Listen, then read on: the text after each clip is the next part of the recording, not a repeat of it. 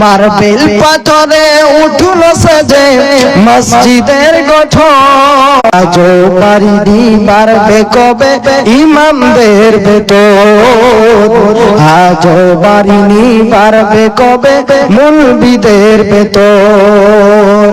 আমার ছেলে মেয়ে পড়ে অনেক দামি স্কুলে, ৮,০০০ টাকা বেতন লাগে প্রতি মাস গেলে।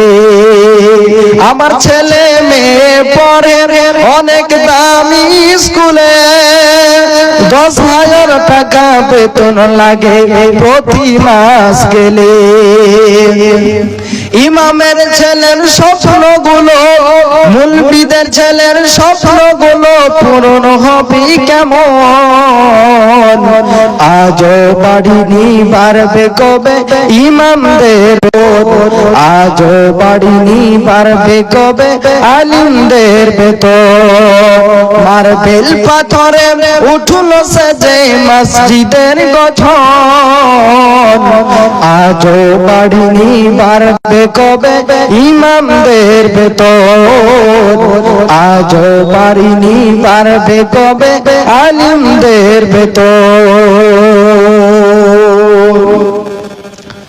উপস্থিত আজকে মহদির সভার সভাপতি মহাশয়, মঞ্চে বসে থাকা উলামায়ে কেরামগণ, সামনে বসে থাকা ইসলাম দরদি ইসলাম পিপাসু ভাই ও বাপজানেরা আমার, এবং আমার বাম পাশে বসে থাকা অবলা সরলা সম্মানিতা মা ও খালারা, সর্বাগ্রে মহান স্রষ্টার প্রশংসা জ্ঞাপন করি যিনি আমাদেরকে দ্বীনি মাহফিলে বসে কোরআন ও হাদিসের কথা শ্রবণ করার তৌফিক প্রদান করেছেন।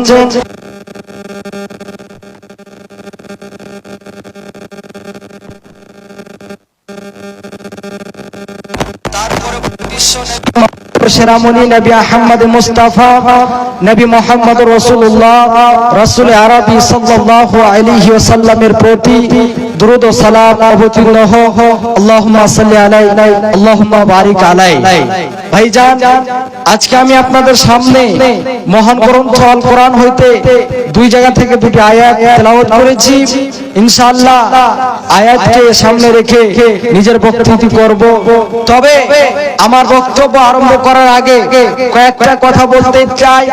তাহলে যে আল্লাহ রাব্বুল আলামিন আমাদেরকে পৃথিবীর বুকে পাঠিয়ে আল্লাহ আমাদেরকে অনেক কিছু নিয়ামত দান করেছেন। আল্লাহ যে আমাদেরকে একটা জীবন দিয়েছে, এটা একটা আল্লাহর নিয়ামত। এমনকি পৃথিবীতে আল্লাহ অনেক রকমের জিনিস আমাদেরকে দিয়েছেন, তা আমরা ভোগ করি, ভক্ষণ করি। এইগুলো যদি আমরা প্রশংসা করতে চাই বা গণনা করতে চাই, আমরা করে কখনো শেষ করতে পারবো না। আল্লাহ রাব্বুল আলামিন বলেছেন কোরআনের মধ্যে, ওয়া ইন তাউদ্দু নিয়ামাতাল্লাহি লা তুহসুহা, বান্দারা যদি তোমরা আমার নিয়ামতগুলিকে গণনা করতে চাও তবে তোমরা গণনা করে শেষ করতে পারবে না। পৃথিবীতে যত গাছগাছালি আছে, সমস্ত গাছগাছালিকে যদি আপনি কলম তৈরি করেন, আর যত নদী নালা রয়েছে সমস্ত নদী নালার পানিগুলোকে যদি আপনি কালি তৈরি করে আল্লাহর প্রশংসা লিখতে আরম্ভ করেন, আপনার সব কিছু শেষ হয়ে যাবে। আল্লাহর প্রশংসা করে আপনি শেষ করতে পারবেন না।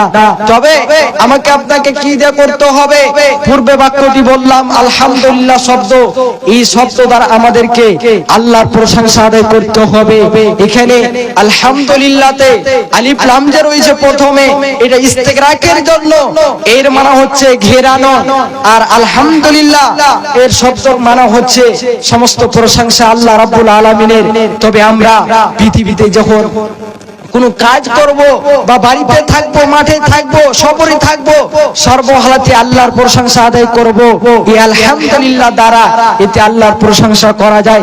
ভাইজান আমার, বন্ধু আমার, তাহলে এই আজকে একটা দ্বীনি মাহফিল, এই দ্বিতীয় কথা সেটি হচ্ছে যে আজকে দ্বীনি মাহফিল, এখানে কোরআন হাদিসের কথা হবে। আজকে মানুষের অভাব, আজকে এদিকে ওদিকে আপনারা ঘুরে বেড়ান বা বসে আছেন। এই মাহফিলের দাম আপনাকে বলি, এই মাহফিলগুলোতে আল্লাহর তিন এখানে অফার বর্ষণ করেন। এক নম্বরে আপনার আল্লাহর শান্তি বর্ষণ হয়, দুই নম্বরে আল্লাহর রহমত, তিন নম্বরে এখানে আপনারা বসে আছে আল্লাহ রাব্বুল আলামিনের অগণন ফেরেশতা ঘেরুয়া করে নিয়ে আপনাদের বসে আছে। এখানে আল্লাহর ফেরেশতা অগণন এসে বসে আছেন, তা আপনাদেরকে ঘেরুয়া করে নিয়ে বসে আছেন এই মাহফিলটাতে। তবে এত আমরা এই মাহফিলটার এত দাম, তবে আমরা যেন মূল্যায়ন করতে পারছি না। এমনকি এই মাহফিলে বসতে গেলে আপনি কোরআনের কথা শুনবেন, আপনার ঈমান বৃদ্ধি হবে। যেই জায়গাতে কোরআন হাদিসের কথা হয়, আল্লাহ রাব্বুল আলামিন বলছেন যাদাতুহুম ঈমানা, তাদের যেন ঈমান যেন বৃদ্ধি হয়ে যায়, ঈমানটা তরতাজা হয়ে যায়। ভাইজান, এই জায়গাগুলোতে আমাদেরকে বসতে হবে, কোরআন হাদিসের কথা শ্রবণ করতে হবে। তবে বেশি এদিকে লম্বা করব না, আমার যে মূল বক্তব্য সেদিকে আসবো সরাসরি। আজকে আমি যে আয়াত করেছি আল্লাহ রাব্বুল আলামিনের কোরআন থেকে, সেই আয়াতের দিকে ইনশাআল্লাহ আসবো। তবে আজকে আমার বিষয়টা হচ্ছে তাকওয়া। তাকওয়া এটি আরবি শব্দ, এর আবিধানিক অর্থ হলো বেঁচে থাকা, বিরত থাকা, এক কথায় হারাম থেকে বেঁচে থাকা। আপনার ডানে বামে পিছনে কি আছে সেটা দেখতে হবে না, যেটা সঠিক রাস্তা সেটা আপনাকে অবলম্বন করতে হবে, সেদিকে আপনাকে অগ্রসর হতে হবে। ভাইজান, তাকওয়া সম্পর্কে হযরতে ওমর ইবনে খাত্তাব রাদিয়াল্লাহু তাআলা আনহু তিনি উবাই বিন কাবকে প্রশ্ন করলেন যে তাকওয়া জিনিসটা কি, আপনি আমাকে বলেন। উবাই বিন কাব বললেন হযরতে ওমর ইবনে খাত্তাবকে, আপনি কি কোনোদিন কাঁটাযুক্ত পথে চলাচল করেছো? ওমর ইবনে খাত্তাব বললেন হ্যাঁ। উবাই বিন কাব বললেন কেমন করে? তখন সেই জন্য উত্তরে বললে যে আমি যখন কাঁটাযুক্ত পথ চলাচল করি আমি সতর্ক হয়ে যাই, আমি একদম সতর্কমূলক হয়ে যাই, যাতে করে আমার গায়ে কাঁটা না লেগে যায়, আমার জামাতে কাঁটা না লেগে যায়। উবাই বিন কাব বললেন এটাই হলো তাকওয়া, এটাই হলো তাকওয়ার উদাহরণ।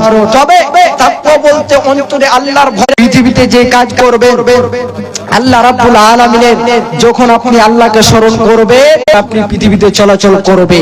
তবে আমাকে আপনাকে আল্লাহকে ভয় করতে হবে। আল্লাহ রাব্বুল আলামিন সূরা আল ইমরানের 102 নম্বর আয়াতে আল্লাহ বলছে, আল্লাহ বলে বিসমিল্লাহির রহমানির রহিম, ইয়া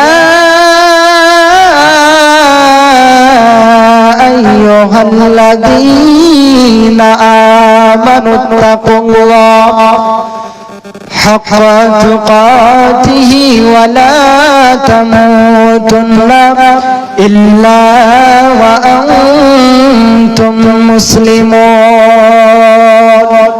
আল্লাহ রাব্বুল আলামিন গোটা পৃথিবীর বান্দা বান্দীদের শুনিয়ে দিলেন, যারা মুমিন, যারা আল্লাহ রাব্বুল আলামিনকে গোটা পৃথিবীর আইনদাতা বিধানদাতা বলে স্বীকার করে নিয়েছে, ওই সমস্ত বান্দাদের বলে হে ঈমানদার গো, তোমরা তোমাদের প্রতিপালককে ভয় করো যে ভয় করা উচিত, আর মুসলিম না হয়ে মৃত্যুবরণ করো না। তাই জানাবা আল্লাহ রাব্বুল আলামিনকে পূর্ণরূপে ভয় করার মানে হলো তার আনুগত্য স্বীকার করতে হবে, এমন কি কোন সময় তাকে ভুলে যাওয়া চলবে না, সর্বহালাতে তাকে যেন স্মরণে। আর যে ব্যক্তি আল্লাহ রাব্বুল আলামিনকে ভয় করবে, আল্লাহ রাব্বুল আলামিন তাকে যেন মর্যাদা দান করবে, তার রিজিকের ব্যবস্থা করবে।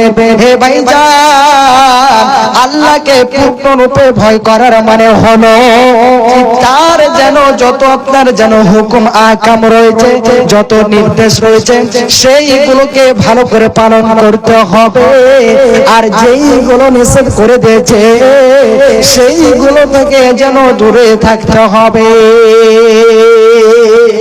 আল্লাহকে ভয় করতে হবে পূর্ণরূপে, যেই রূপ ভয় করা উচিত, যেই মতো আমাকে আপনাকে আল্লাহকে ভয় করতে হবে, সেই মতো আমাকে আপনাকে আল্লাহকে ভয় করতে হবে। ভাইজান আমার, আল্লাহকে ভয় করতে গেলে আপনার পৃথিবীতে যত খারাপ কাজ রয়েছে, যেগুলো হারাম, সেগুলো থেকে আপনাকে বেঁচে থাকতে হবে, সেগুলো থেকে দূরে থাকতে হবে।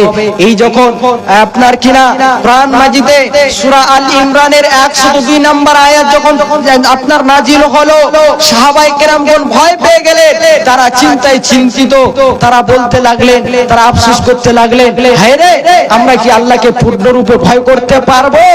তখন আল্লাহ রাব্বুল আলামিন তার পরের আয়াত নাযিল করলেন। আল্লাহ বলেন, ওয়া'তাসিমু বিহাবলিল্লাহি জামিআ।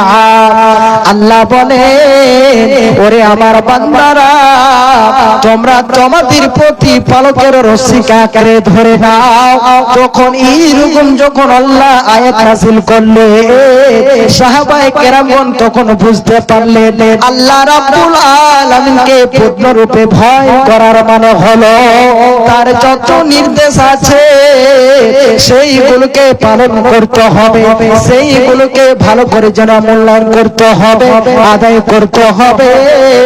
আর যেইগুলো নিষেধ করে দিয়েছে সেইগুলোকে বর্জন করে দিতে হবে। ভাইজান, তাহলে আল্লাহকে ভয় করার মানে হলো যেন যেইগুলো আল্লাহ হারাম করে দিয়েছে সেইগুলো থেকে বেঁচে থাকতে হবে।